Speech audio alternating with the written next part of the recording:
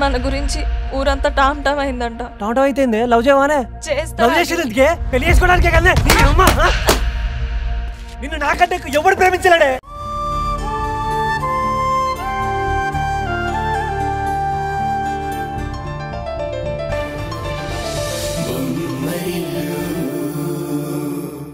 తొందరగా ఆ శ్రీవాణి ఎక్కడుందో తెలుసుకోండి. అది తెలిస్తే మేఘన సంగతి తేల్చేస్తాను అంటున్నాడు. అయ్యో మెల్లగా తిను మేఘన. కళ్ళం మీద ఎంత ప్రేమ ఉంటే మాత్రం ఇలాంటప్పుడు అలా సుత్తిమెత్తగా కొట్టకూడదు బాబు. కొంచెం గట్టిగా ఇలా గట్టిగా తట్టాలి.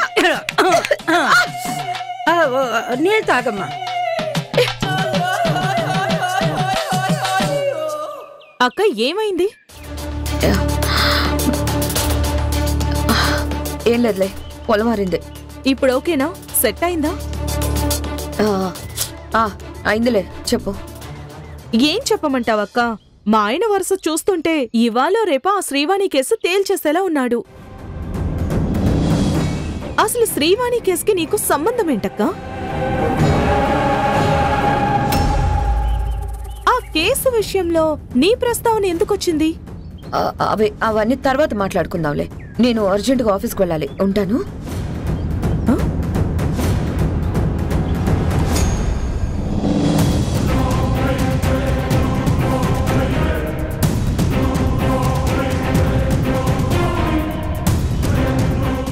మెల్లగా తిని మేఘన. అలా గబగబా తింటేనే పొలమారుతుంది. చాలా థ్యాంక్స్.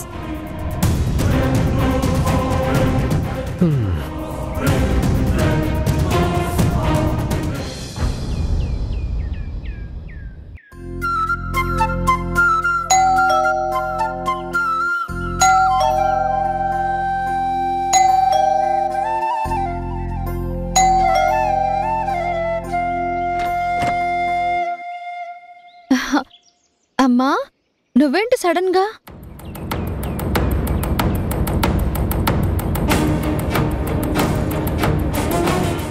అదేంటమ్మా నించున్నావు? రా కూర్చో, మంచినీళ్ళు తెస్తాను. వద్దమ్మా, ఇప్పటికే చాలా కన్నీళ్లు దిగమింగుకుంటూ వచ్చాను. నాకే మంచినీళ్ళు అక్కర్లేదు. ఏంటమ్మా అలా మాట్లాడుతున్నావు? ఏమైంది? కూతురి తలరాత బాగోలేనప్పుడు ఏ తల్లైనా ఇలాగే మాట్లాడుతుంది. ఏం మాట్లాడుతున్నావమ్మా నువ్వు? నా తలరాత బాగోలేకపోవడం ఏంటి? తల్లయ్యే అదృష్టం లేదు అంటే తలరాత బాలేదనే కదా అర్థం.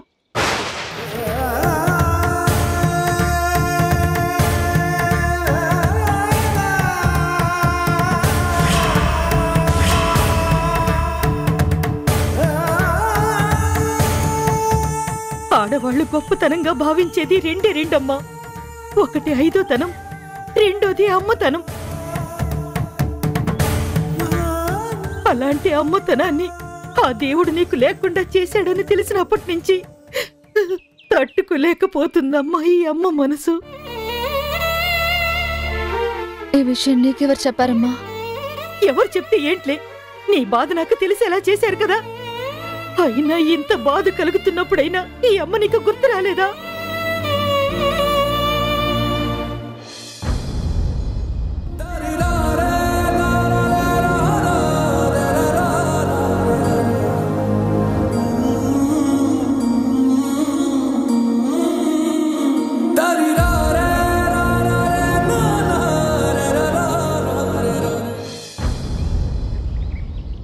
అసలు నీకు పిల్లలు పుట్టరని చెప్పిన డాక్టర్ ఎవరే? ఎవరైతే ఏముందిలేమ్మా, విషయం చెప్పారు కదా. నాకెందుకు అనుమానంగా ఉంది, డాక్టర్లు పొరపాటు పడి ఉంటారని. అలా ఎలా పొరపాటు పడతారమ్మా? అది కూడా చాలా పెద్ద హాస్పిటల్. అక్కడున్న వాళ్ళు కూడా మామూలు డాక్టర్స్ కాదు, పెద్ద డాక్టర్లే. పెద్ద డాక్టరు చిన్న డాక్టరు కాదే, డాక్టర్ హస్తవాసి బాగుండాలి. మన వీధి చివరుండే జానకమ్మ కొడుకు పెళ్ళై 3 ఏళ్లైనా పిల్లలు పుట్టలేదంట. ఒక హాస్పిటల్లో చూపిస్తే సంవత్సరం తిరిగేసరికి పన్నటి బిడ్డను కన్నారంట. అక్కడ చాలా మంచి గైనకాలజిస్ట్ ఉన్నారట, అక్కడికి వెళదాం పదా. అవసరం లేదమ్మా, చెప్పాను కదా, నేను చూపించింది కూడా పెద్ద హాస్పిటలే. నేను చెప్తున్నాను కదా, ఎక్కడో ఏదో పొరపాటు జరుగుంటుందని. మనం అక్కడికి వెళ్ళి ఆ డాక్టర్ని కలిస్తే నీకు పిల్లలు పుట్టరనేది అబద్ధం అని తెలియచ్చు కదా. నేను చెప్పేది వినమ్మా. ఇప్పుడు నువ్వు ఇంకేం చెప్పినా నేను వినను. ఇప్పుడు మనిద్దరం ఆ హాస్పిటల్కి వెళుతున్నాం, ఆ డాక్టర్ని కలుస్తున్నాం. కాదంటే నా మీద ఒట్టే. అమ్మా ఏంటిది చిన్నపిల్లలా? మరైతే పద పద రావే.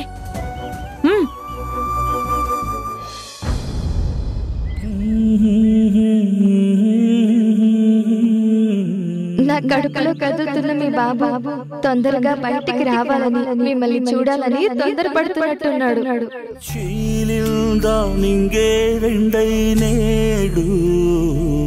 ఇప్పుడు తన కడుపులో పెరుగుతున్నది నా బిడ్డ.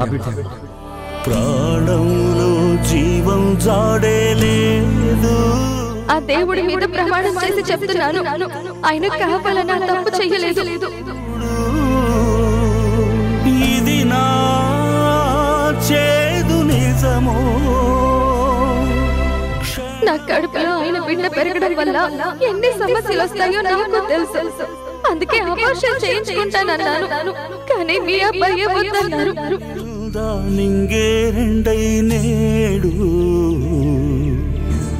దయచేసి ఈ విషయం మాత్రం ఉషకి తెలియనివ్వద్దమ్మా.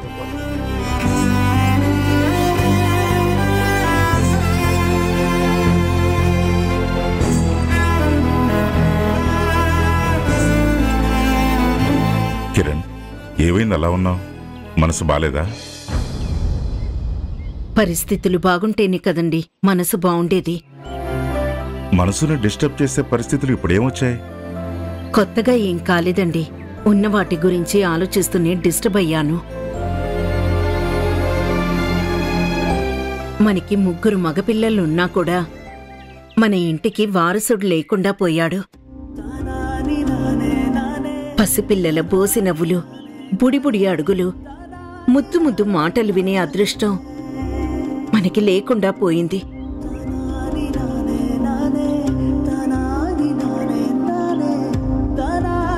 అది గుర్తొచ్చినప్పుడల్లా మనసుకి బాధగా ఉంటుందండి. దానికి బాధపడ్డం ఎందుకు కిరణ్మయ్యి? మనకు వారసుడు కావాలనుకుంటే మనం దత్తత తెచ్చుకుందాం అనుకున్నాం కదా. ఎంత దత్తత తెచ్చుకున్నా పరాయి రక్తమే కదండి.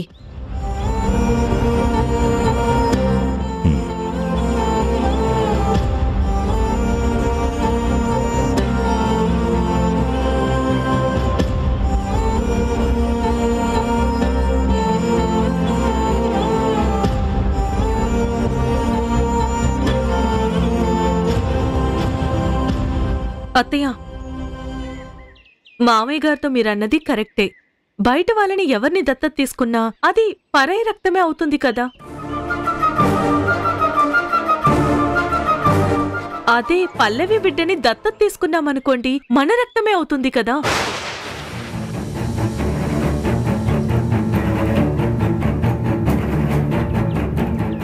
అంటే ఆ బిడ్డ మన కిరణ్ కి పుట్టబోయే బిడ్డ కదా అని అలా అన్నానన్నమాట.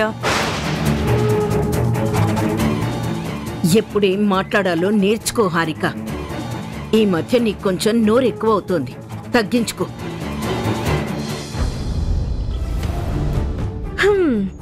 నోరెక్కువ అవుతుందో లేదో తెలియదు కానీ ఇంట్లో పని మాత్రం ఎక్కువ అవుతుంది.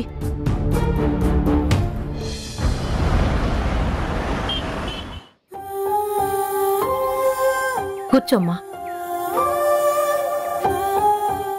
అన్ని టెస్టులు చేయించానని చెప్పినా కూడా మళ్ళీ టెస్టులు చేయించడం ఎందుకమ్మా? దండగా. దండగో పండగో ఎవరికి తెలుసు? ఆ టెస్టులు కరెక్ట్ కాదేమో. నీకు పిల్లలు పుట్టే అవకాశం ఉంది అని శుభవార్త ఈ డాక్టర్ గారు చెప్తే మన ఇంట్లో పండగే కదా. అది కాదమ్మా. నువ్వింకేం మాట్లాడుకో. ఈ డాక్టర్ గారి హస్తవాసి చాలా మంచిదట. ఏంటో అమ్మా, నువ్వు నీ చాదస్తం.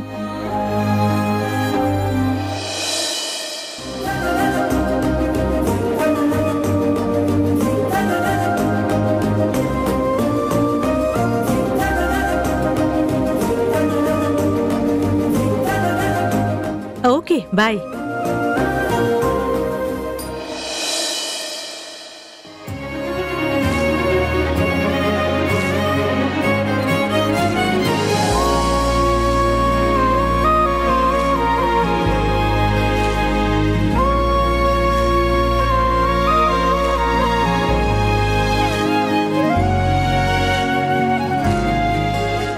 ఉషా,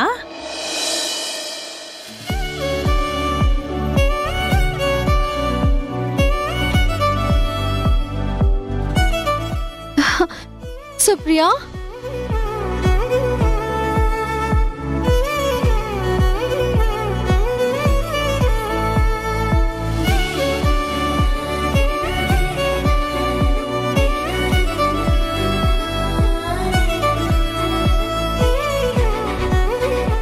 ఎన్ని రోజులైంది నేను చూసి? రోజులు కాదే, సంవత్సరాలైంది. అవును కదా. మా అమ్మ తన సుప్రియ. నమస్తే ఆంటీ. నమస్తే అమ్మా. ఏంటి ఇలా వచ్చారు? అమ్మకేమైనా ఒంట్లో బాలేదా?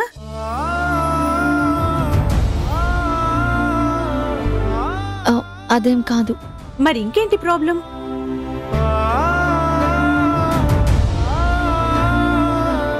డాక్టర్ల దగ్గర చెప్పడానికి మొహమాట పడతావేంటి? పైగా తన్ని ఫ్రెండ్ కూడా కదా.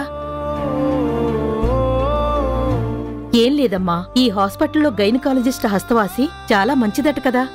ఒకసారి ఆవిడ్ని కలిసి మా ఉషను చూపిద్దామని వచ్చాను. అవునా? అయితే ఆ గైనకాలజిస్ట్ ని కలవాల్సిన అవసరమే లేదు. ఎందుకంటే ఆల్రెడీ కలిసేశారు కదా. నేనే ఇక్కడ గైనకాలజిస్ట్ ని. అవునా? చాలా సంతోషం తల్లి. మా సమస్యను తీర్చడం కోసమే ఆ దేవుడు నిన్నిక్కడికి గైనకాలజిస్ట్లా పంపించుంటాడు. అవునే, ఇంతకీ సమస్య ఏంటి?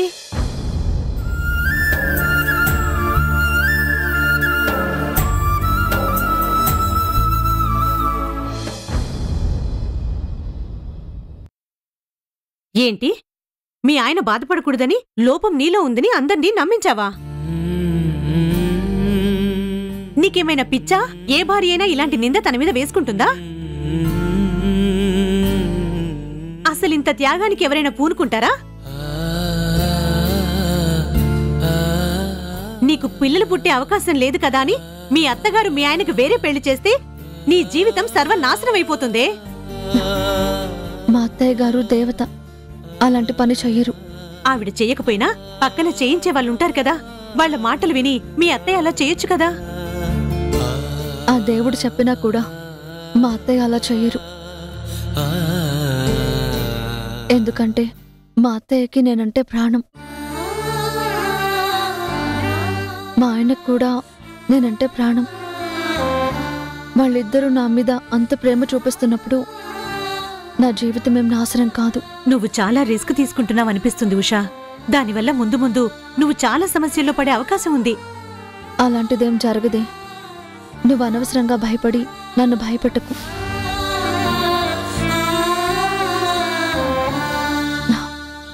దయచేసి లోపం నాలోనే ఉందని అబద్ధమాడి మా అమ్మకి చెప్పి నమ్మించు.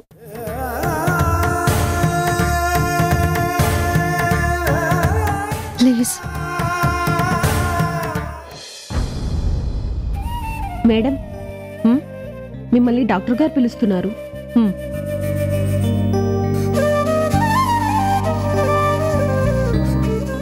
ఉషాకి అన్ని పరీక్షలు చేశావమ్మా? చేశానంటీ. తనకి పిల్లలు పుట్టే అవకాశం లేదు.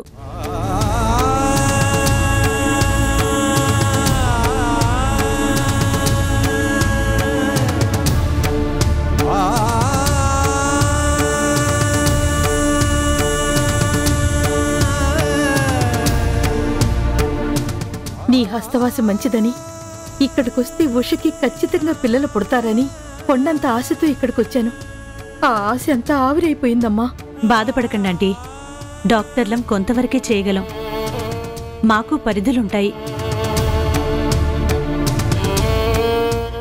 ఎవరికోసమైనా ఎలాంటి త్యాగమైనా చేయడానికి అలవాటు పడ్డ మన ఉషాకి తల్లితనాన్ని త్యాగం చేయమని తలరాతలో రాసినట్టున్నాడు ఆ దేవుడు.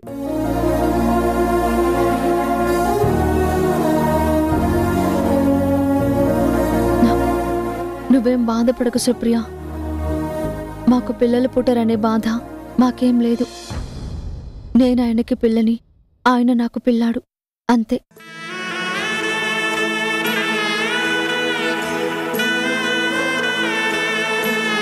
బాయ్ సుప్రియ. అమ్మా పద.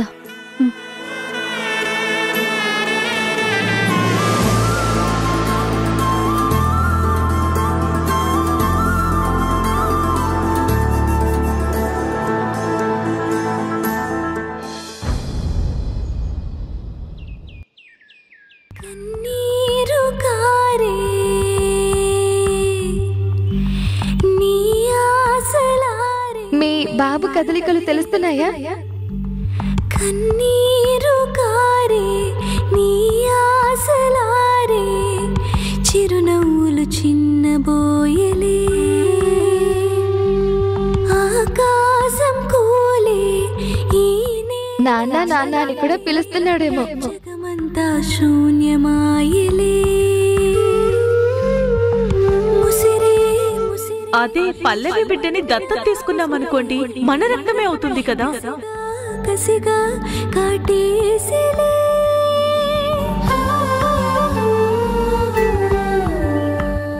అమ్మా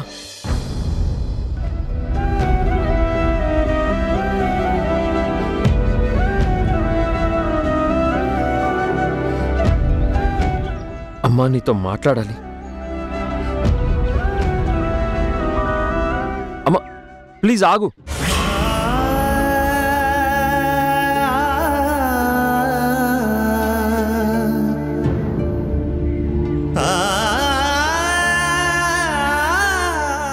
నా మొహం చూడడం కూడా నీకు ఇష్టం ఉండదని నాకు తెలుసమ్మా. అయినా నేను నీ దగ్గరికి ఎందుకు వచ్చానో తెలుసా అమ్మా? బిడ్డ బాధని అమ్మ తప్ప ఇంకెవరూ అర్థం చేసుకోలేరు అని. తప్పు చేసిన బిడ్డని క్షమించే మనసు, శిక్షించే అర్హత ఒక అమ్మకి తప్ప ఇంకెవరికి ఉండదు కదమ్మా.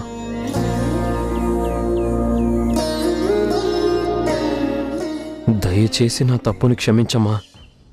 నువ్వు చేసింది తప్పైతే నిన్ను క్షమించేదాన్ని, ఆ తప్పుని సరిదిద్దేదాన్ని.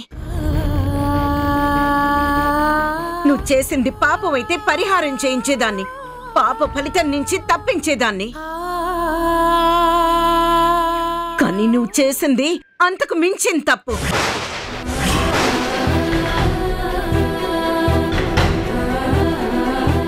అందుకే ఏం చెయ్యాలో అర్థం కాక మౌనంగా ఉన్నాను. అలా అనకమ్మా. ఈ సమస్యకి నువ్వు తప్ప ఎవ్వరూ పరిష్కారం చెప్పలేరు.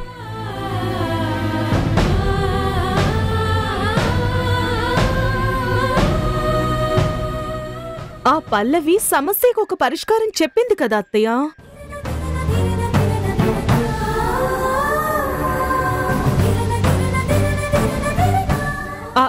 అదే తాను కిరణ్ బిడ్డని కని ఆ బిడ్డని మనింటి వారసుడిగా మనకిచ్చేసి అమెరికా వెళ్ళిపోతాను అని చెప్పింది కదా అంటున్నాను.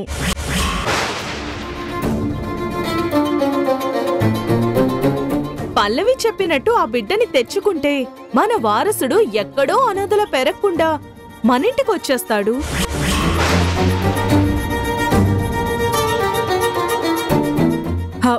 ఉషాకి బిడ్డలు లేరు అన్న కొరత కూడా తీరిపోతుంది. నోర్మై నోర్మై నోర్మై.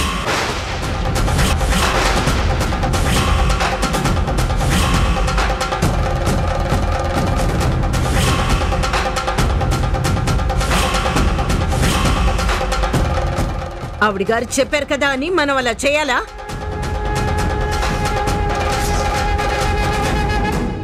అసలు ఆ బిడ్డ మన వారసుడో కాదో తెలియకుండానే బిడ్డను తీసుకొచ్చే విషయం గురించి ఆలోచిస్తారేంటి? అమ్మా, పల్లవి కడుపులో పెరుగుతున్న బిడ్డ మన వారసుడే అని గ్యారంటీ ఏంట్రా? వాడు నీ బిడ్డే అని గ్యారంటీ ఏంటి? వాడు నీ బిడ్డే అని గ్యారంటీ ఏంటి?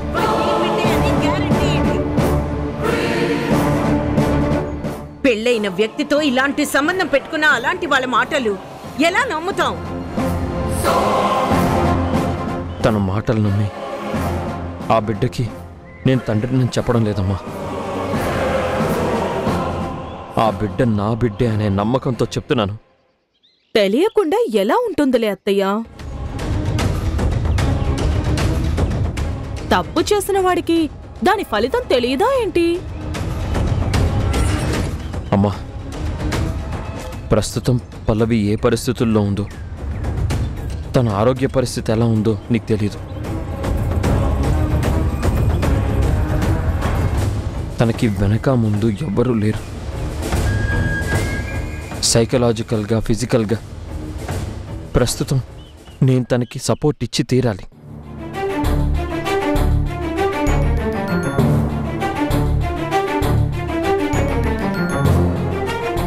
జరిగిన చెడులో కూడా మంచిని వెతుక్కోవాలి అంటారు. అలా ఆలోచించి ఆ బిడ్డని మన ఇంటి బిడ్డగా తెచ్చుకుంటే మన ఇంటికి వారసుడు లేని సమస్య తీరుతుంది. అటు పల్లవి సమస్య కూడా తీరుతుంది. కానీ ఉషకి సమస్య అవుతుంది కదా.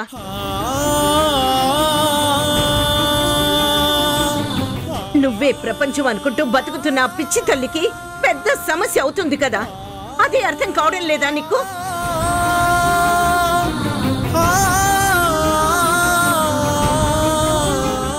నీ జీవితంలో మరో స్త్రీ ఉందన్న ఊహని కూడా తను తట్టుకోలేదు.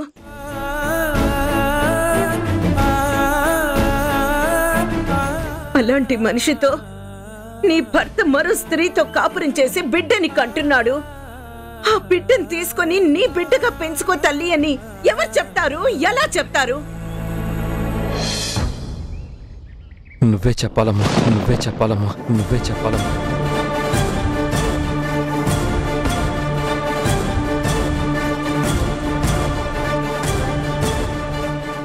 కిరణ్తో కలిసి గుడికెళ్ళి నీ కోరిక దేవుడికి చెప్పు.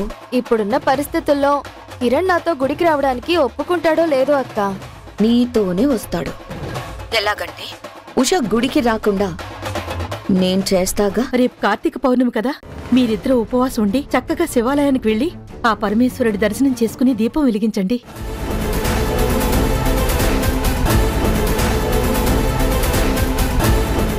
తనంతలా ప్రాధేయపడుతున్నారు కదా అత్తయ్య, తను చెప్పినట్టు చెయ్యొచ్చు కదా.